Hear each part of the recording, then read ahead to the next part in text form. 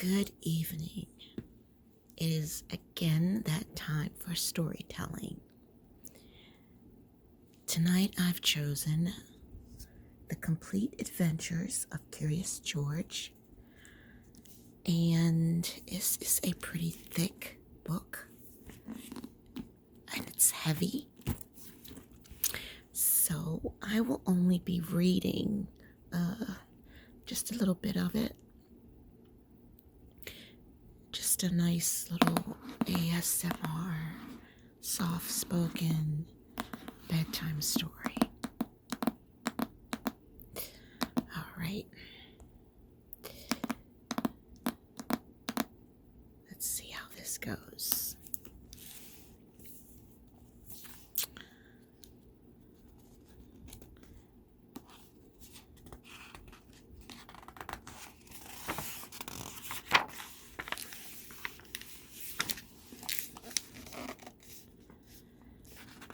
The Complete Adventures of Curious George.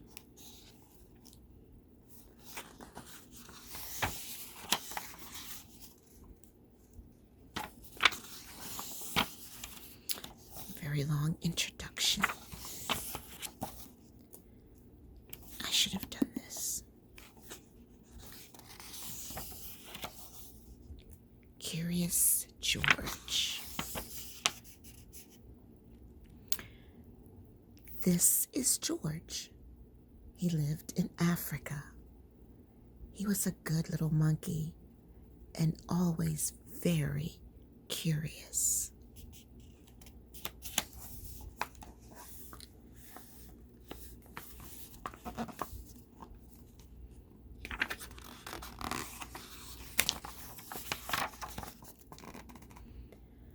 One day, George saw a man. He had on a large yellow straw hat. The man saw George too. What a nice little monkey, he thought. I would like to take him home with me.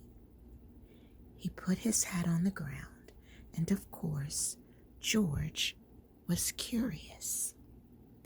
He came down from the tree to look at the large yellow hat.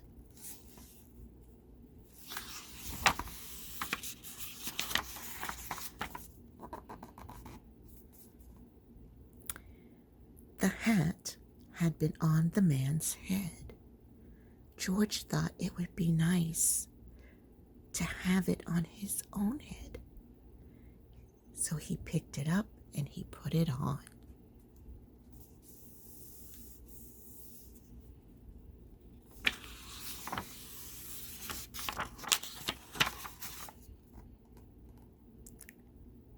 The hat covered George's head. He couldn't see. The man picked him up quickly and popped him into a bag. George was caught.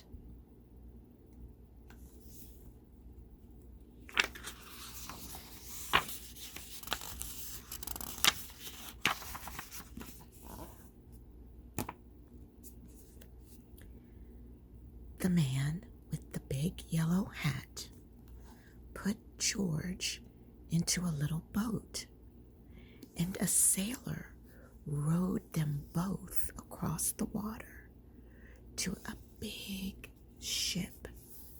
George was sad, but he was still a little curious.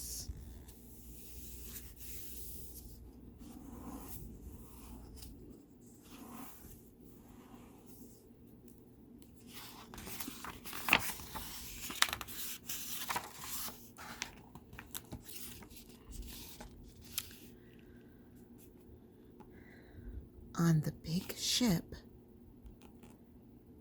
things began to happen. The man took off the bag. George sat on a little stool, and the man said, "George, I'm going to take you to a big zoo in a big city. You will like it there.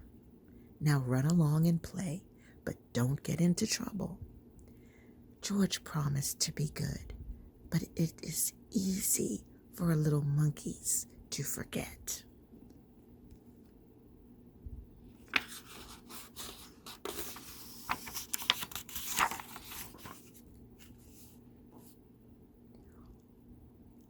On the deck, he found some seagulls. He wondered how they would fly.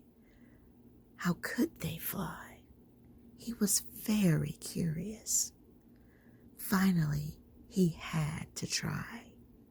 It looked easy, but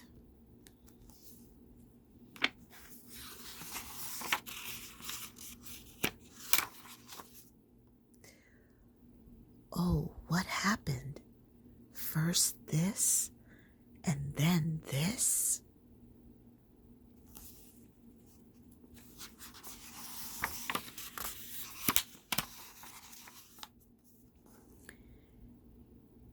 Where is George? The sailors looked and looked. At last they saw him, struggling in the water and almost all tired out.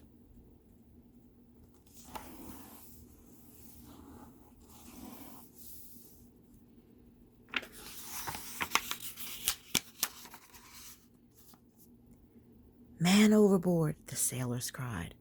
"Man overboard," as they threw him a lifeboat. George caught it and held on. At last he was safe on board.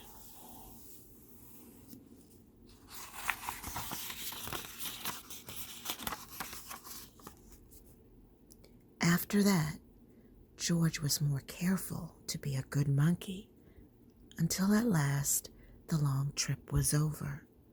George said goodbye to the kind sailors, and he and the man with the yellow hat walked off the ship onto the shore and on into the city to the man's house.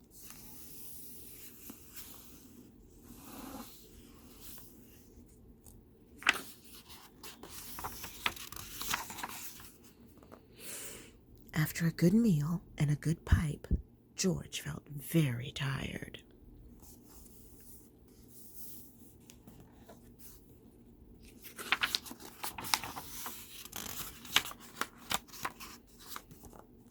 He crawled into bed and fell asleep at once.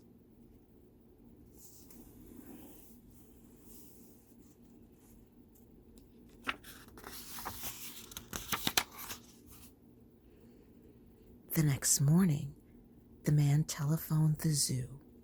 George watched him. He was fascinated. Then the man went away. George was curious. He wanted to telephone too. 1, 2, 3, 4, 5, 6, 7. What fun!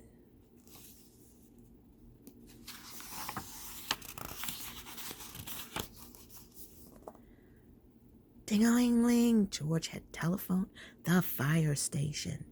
The firemen rushed to the telephone. "Hello? Hello," they said. But there was no answer.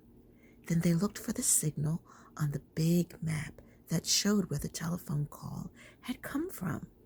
They didn't know it was George. They thought it was a real fire.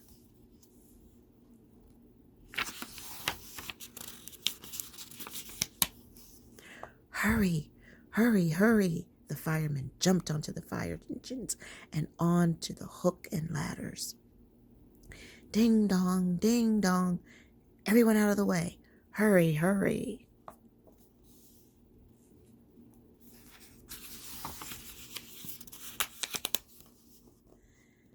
The firemen rushed into the house. They opened the door. No fire. Only a naughty little monkey. "Oh, catch him, they cried. George tried to run away. He almost did, but he got caught in the telephone wire. And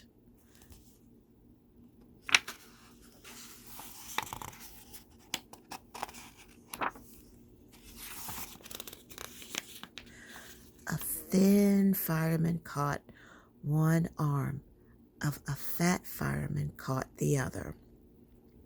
"You fooled the fire department," they said.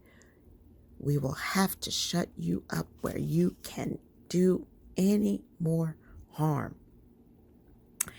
They took him away and shut him in a prison.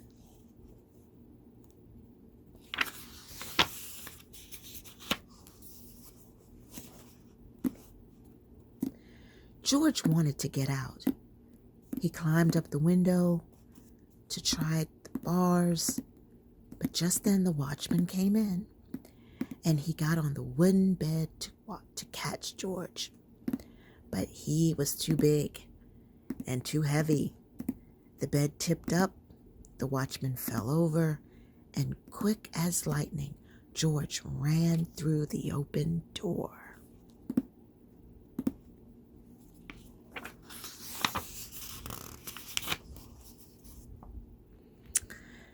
He hurried through the building and out onto the roof, and then he was lucky to be a monkey.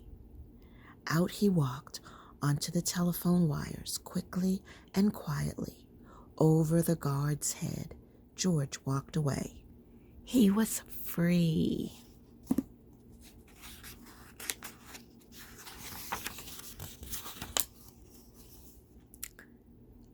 Down in the street, outside the prison wall, stood a balloon man. A little girl bought a balloon for her brother. George watched. He was curious again. He felt that he must have a bright red balloon. He reached over and tried to help himself. But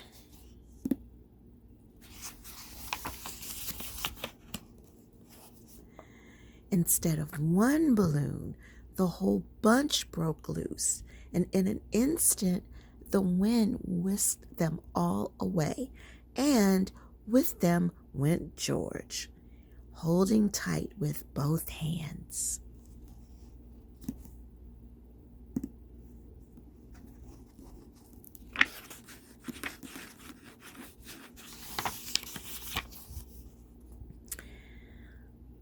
Up he sailed, higher and higher. The houses looked like toy houses, and the people like dolls. George was frightened, and he held on very tight.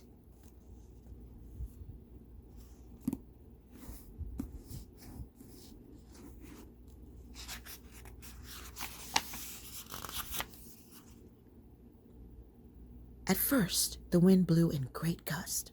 Then it quieted, and finally it stopped blowing altogether. George was very tired. Down, down he went, bump, onto the top of a traffic light. Everyone was surprised. The traffic got all mixed up, and George didn't know what to do. And then he heard someone call, "George!" And he looked down and saw his friend, the man with the yellow hat.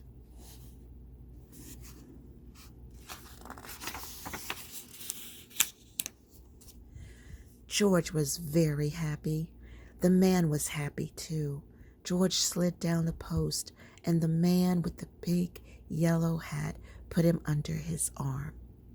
Then he paid the balloon man for all the balloons, and then George and the man climbed into the car, and at last away they went.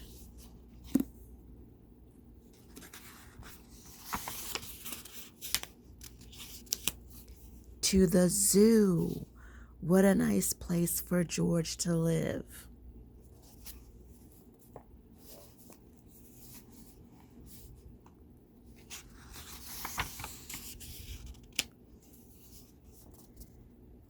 Curious George takes a job.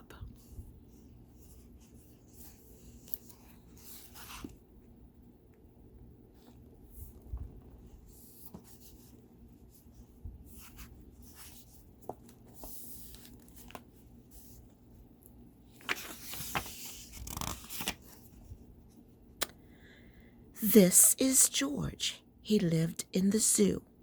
He was a good little monkey and always very curious. He wanted to find out what was going on outside the zoo.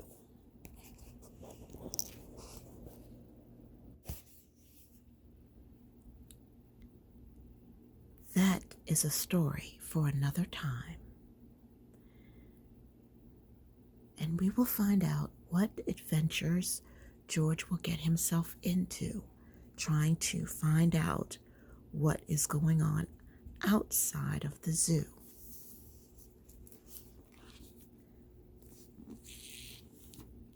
Curious George.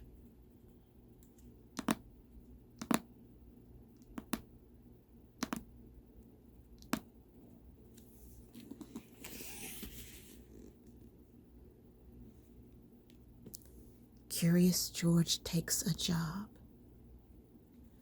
Curious George. Curious George rides a bike. Curious George learns the alphabet. Curious George flies a kite. Curious George goes to the hospital.